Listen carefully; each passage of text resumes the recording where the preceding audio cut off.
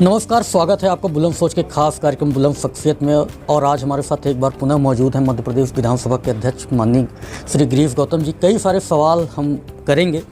तो सर, हमारा पहला सवाल आपसे ये है कि आप नवाचारों के लिए जाने जाते हैं। अभी नॉर्थ ईस्ट के आप दौरे पर रहे और मध्य प्रदेश में ई विधानसभा को लेकर के आप काफ़ी प्रयासरत हैं। कितना सफल मध्य प्रदेश के लिए नॉर्थ ईस्ट का दौरा आपका रहा? नॉर्थ ईस्ट की विधानसभाओं को देखने का दो कारण थे। एक तो ये है कि यहाँ पर डिजिटलाइजेशन वहाँ भी हो रहा है विधानसभाओं का, क्योंकि माननीय मोदी जी का स्वयं ये एक तरह से विचार उनका कि सारी विधानसभाओं को, लोकसभा को एक प्लेटफार्म पर लाया जाए। और वो प्लेटफार्म वही हो सकता है कि सारी विधानसभाएं डिजिटल हो जाए, तो एक प्लेटफार्म की तरह हो जाए कि कहीं की जानकारी हम प्राप्त कर सकते हैं। तो वहाँ उनकी व्यवस्था क्या है, कैसे किया उन्होंने, वो एक तो देखना था। दूसरा ये था कि विधानसभाओं का संचालन, उनकी नियम प्रक्रिया क्या है, वो किस तरह से करते हैं, तो उसका भी अध्ययन आवश्यकता था, जिससे उसको हम लागू कर सकें। अच्छी कोई बात हो तो उसको ले करके अपने विधानसभा में लागू कर सकें। इसलिए दो उद्देश्य को लेकर के मेरा दौरा था। तो आपका त्रिपुरा, मिजोरम, आसाम, गुवाहाटी तीनों देख के आया। मणिपुर भी जाना था, तो मणिपुर इसलिए नहीं हो पाया कि वहाँ पर उस समय इंसर्जेंसी हो गई, ये तमाम बवाल खड़े हो गए।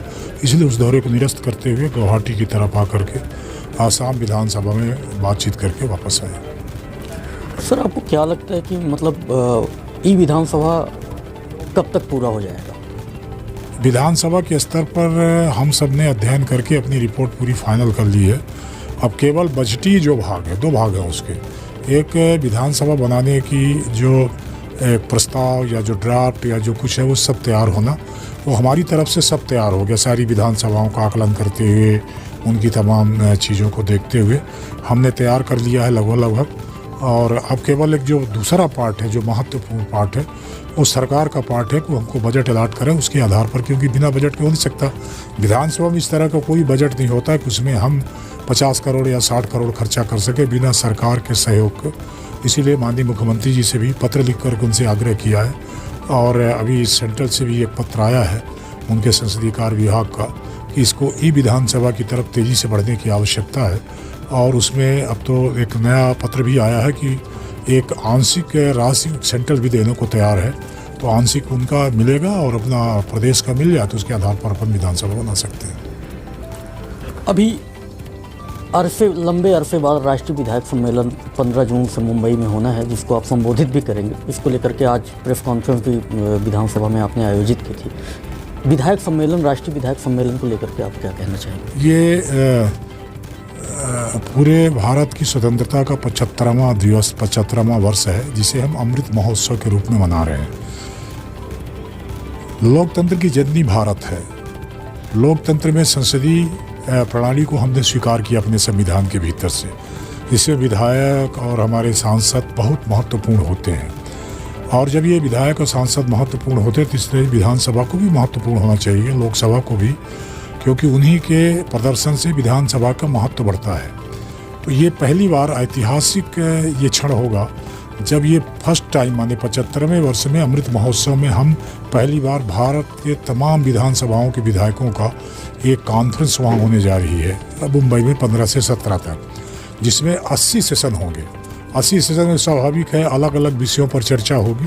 खासतौर पर जो मुख्य उद्देश्य है इसका सम्मेलन का, अलग अलग विभिन्न वेशभूषा, विभिन्न खान पीन, विभिन्न संस्कृति, विभिन्न बोली भाषा के लोग जब एक साथ इकट्ठा होंगे, तो हमारा जो उनका इंटरेक्शन होगा, उनके विधानसभा में वो कैसे करते हैं, हम कैसे करते हैं, एक तो ये बड़ा भारी उद्देश्य इसका है इंटरेक्शन का। पूरे भारत के विधायकों का आपस में कैसे बातचीत वार्तालाप हो सकता है, किन विषयों पर हो सकता है, ये सारी चीज़ें वहाँ तय होना है। दूसरा ये है उसमें कि विधानसभाओं को और प्रभावी कैसे बनाया जाए, न केवल प्रभावी बनाया जाए, आदर्श विधानसभा बने, आदर्श लोकसभा बने, इस पर भी चर्चा होगी। और वो तभी संभव है जब विधानसभा में ऐसी बहस हो, ऐसे तर्क हों, ऐसे वाद संवाद हों, जिससे बेहतरीन रिजल्ट, उसका परिणाम प्राप्त हो सके, जिसके आधार पर हम ये कहेंगे कि ये विधानसभा है। और विधानसभा के प्रति जनता का एक जो कहना चाहिए कि उसका लगाव, विधानसभा के प्रति जनता की अरुचि पैदा होती जा रही है क्या, इस पर भी विचार करने की आवश्यकता है कि उसकी रुचि बढ़े, विधानसभा के माध्यम से उसकी समस्याओं का निराकरण हो, प्रदेश का डेवलपमेंट हो, प्रदेश का तमाम विकास हो, ये सारी चीज़ों पर चर्चा होनी है। इसीलिए 80 जो सत्र हैं, 80 सत्र आयोजित किए गए हैं इसमें। बड़ा छोटा सा सवाल है आपके रीवा ज़िले से, चूँकि आप रीवा ज़िले से आते हैं और अपने विधानसभा क्षेत्र देवतलाव में विकास के आपने अनेकों कार्य किए हैं। हाल ही में देवतलाव के मंदिर को भी एमपी टूरिज्म के माध्यम से वहाँ भी डेवलपमेंट का कार्य चल रहा है। अपने विकास कार्यों को, चूँकि विधानसभा का चुनाव भी कम समय बचा हुआ है, किस प्रकार से राजनीतिक परिदृश्य से आप कैसे देखते हैं? हम उसको दूसरे तरह से देखते हैं। हमने 5 साल तक लगातार जनता के प्रश्नों का उत्तर पुस्तिका में लिख दिया। सड़क बना के लिख दिया, बिजली बना के लिख दिया, पानी की उपलब्धता सुनिश्चित करके लिख दिया, धार्मिक स्थलों को ठीक करने का प्रयास करके लिख दिया।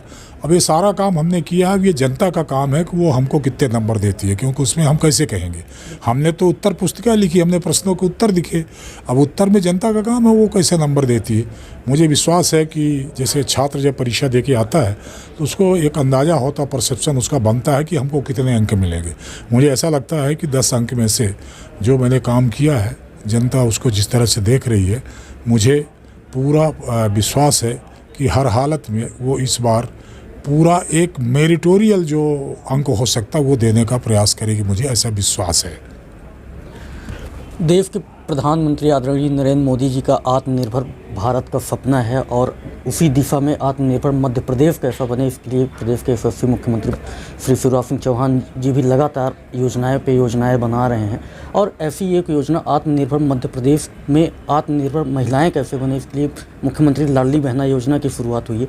आत्मनिर्भर मध्य प्रदेश और लाडली बहना योजना, इन दोनों को आप किस प्रकार से देखते हैं? अभी गांव में जो हालत है, आप सब जानते हैं कि हमारे जो परिवार गरीब परिवार हैं, वहाँ की महिलाओं को बहुत कम रुपए की आवश्यकता हो तो उनको प्राप्त नहीं होता है। और मैं ऐसा समझता हूँ मध्य प्रदेश सरकार की, हमारे शिवराज जी की बड़ी एक हृदय से निकली हुई योजना है जो लाडली बहना के रूप में उन्होंने तैयार किया है। अब हमारी समस्त बहनाओं को 1000 रुपये प्रतिमाह जब उसको मिलेगा तो हम ऐसा नहीं कहते कि कोई आर्थिक तौर पर कोई क्रांतिकारी परिवर्तन आना है। वह आर्थिक तौर पर उसकी मदद का, उसकी सहायता का एक क्रांतिकारी परिवर्तन ही इसको देखना चाहिए कि जिसको 25 रुपये मिलना मुश्किल होता था, उसके हाथ में 1000 रुपये होगा। और ये अमृत महोत्सव के अवसर पर, आज़ादी के 75वें वर्ष पर मध्य प्रदेश सरकार ने हमारी लाडली बहनों को जो योजना चला करके दिया है, और 10 जून को जब उनके खाते में पैसा जाएगा तब आप देखना उसका कि कितना असरकारक होगा ये। और मैं समझता हूँ कि ये पूरे भारत में पहला प्रदेश है, शिवराज जी पहले मुख्यमंत्री हैं जिस योजना को उन्होंने लागू किया है। आत्मनिर्भर भारत में आत्मनिर्भर मध्य प्रदेश, मुख्यमंत्री जी कहते हैं कि अगर राज्य आत्मनिर्भर होंगे तो देश ऑलरेडी आत्मनिर्भर हो जाएगा। तो आत्मनिर्भर मध्य प्रदेश कैसे बने, इसके लिए योजना भी बनाई गई है, प्रॉपर क्रियान्वयन भी उसका चल रहा है। आप किस प्रकार से सुझाव देना चाहेंगे और क्या कहेंगे? आत्मनिर्भर प्रदेश या देश हो, उसके 3 आवश्यक अंग हैं। पहला कनेक्टिविटी, दूसरा चूँकि हमारा भारत कृषि प्रधान देश है, खेती वाला देश है, इसलिए खेती को उन्नत करना, खेती के माध्यम से किसानों की आय को बढ़ाना। और ये तभी संभव है जब हम उसको पानी दें, हम उसको तमाम सारी व्यवस्थाएं पैदा करें कि उसकी अनाज का उपज का दाम ठीक से मिल जाए, उसको ठीक से पानी मिल जाए, उसको ठीक से खेती पैदा करने का अवसर प्राप्त हो जाए। ये करने का मध्य प्रदेश सरकार ने किया है। और कनेक्टिविटी हम उसको जोड़ें, किसी तरह से कोई गांव बिना सड़क के नहीं रह जाए, बिजली की उपलब्धता सुनिश्चित करें। शिक्षा के क्षेत्र में अभी जो मध्य प्रदेश के भीतर सीएम राइजिंग स्कूलें आई हैं, वो एक क्रांतिकारी परिवर्तन होगा। क्योंकि प्राइवेट संस्थानों में आप सब जानते हैं कि प्राइवेट संस्थान में यदि कोई बच्चा पढ़ने, खासतौर पर CBSE में जो ये मिशनरीज के स्कूल हैं, यहाँ बच्चा जब पहली में भर्ता होता है तो उसको 75,000 रुपये, 80,000 रुपये देने पड़ते हैं। तो सरकारी स्कूल में इस तरह की व्यवस्था हो जाए कि हमारा गरीब घर का परिवार का सदस्य भी उसी तरह की शिक्षा प्राप्त कर सके, तो यही तो आत्मनिर्भरता की ओर ले जाएगा। यदि हमारा गरीब का लड़का 12वीं पास करेगा, बिना पैसा दिए पास करेगा, अच्छी शिक्षा के साथ पढ़ेगा, वो भी डॉक्टर होगा, वो भी इंजीनियर होगा, वो भी IAS होगा, वो भी IPS होगा, तो ये आत्मनिर्भर बनाने की दिशा में ही ये शिक्षा के क्षेत्र में, स्वास्थ्य के क्षेत्र में, कनेक्टिविटी के क्षेत्र में और किसान खेती के क्षेत्र में, बिजली के क्षेत्र में काम करने का प्रयास सरकार कर रही है, जो आत्मनिर्भर प्रदेश को बनाने में और जिसमें योगदान भारत के लिए भी होगा, करने का प्रयास है। ये थे हमारे साथ मध्य प्रदेश विधानसभा के अध्यक्ष श्री गिरीश गौतम जी, जिन्होंने मध्य प्रदेश विधानसभा ई विधानसभा को लेकर के बताया कि शीघ्र ही इसके लिए बजट उपलब्ध होगा और ई विधानसभा भी होगी। इसके साथ ही आत्मनिर्भर मध्य प्रदेश कैसे बने, महिलाओं के लिए सरकार की योजनाएं जो चल रही हैं उसको लेकर के तमाम हमसे बात की। देखते रहिए, बने रहिए, धन्यवाद।